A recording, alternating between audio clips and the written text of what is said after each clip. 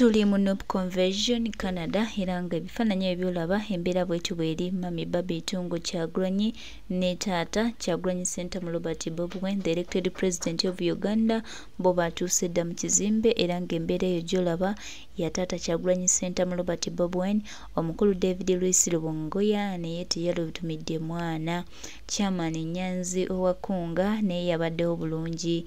Tukuletedde omukulu ane ono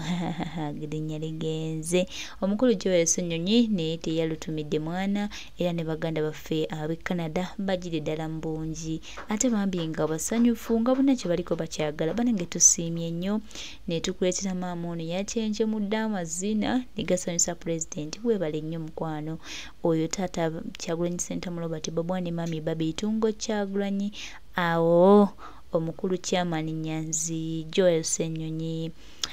esigi Kyagulanyi Ssentamu Robert Bobi Wine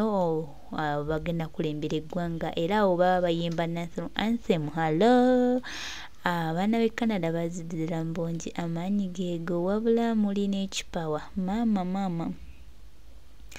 oyo Maama Baby Tungo Kyagulanyi abanga yali kazindalo ate ng'agenda kuwa obubaka bwe kale nga musanyufu banange Uganda egenda kulembera abantu abalungi abantu abasanyufu kale oba abatawagira national platform banyumirwawa omukyalo ono Zahara Yulika weebale nnyo bambi kubaawo naawe tuyanziza ni abaana ba national platform mwena baganda baffe bamanyi naye nga buli yaze n'atendinga tusiimye nnyo bannange weebale kujja weebale kuwaayo kadde weebale kwagala struggle ate wa Mami Baby Tungo Kyagulanyi adde banyumya kino omwami we enewe sijja biyingiramu nnyo anti olunaku lwa struggle oyo Kyagulanyi Ssentamu Robert Bobi Wine bw'aba awulirize nnyo bw'ati bw'aba gw'atamumanyi era tojja mumanya tolimutegeera neefe abamutegeera amazina awo nga gakuta akati awo omukyalo ono yasanyusizza abagenyi ba pulezidenti bamukubidde obugalo babadde happy ng'akyenkyemula amazina kufa bufi amina. Thank you very much madam tuhasiimye nnyo netugenda wano convention bwetyo bwe yatambudde abaana bagidde ddala mu bungi banaye twasiimye mwebale kujja Chairman Nyanzi essanyu lyaki David Luis Rubongoya akazigo nkalaba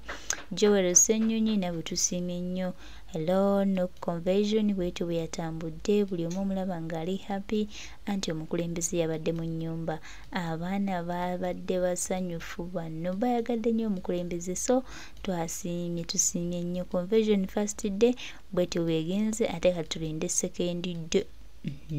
naye etuuse era omukulembeze wali nnyo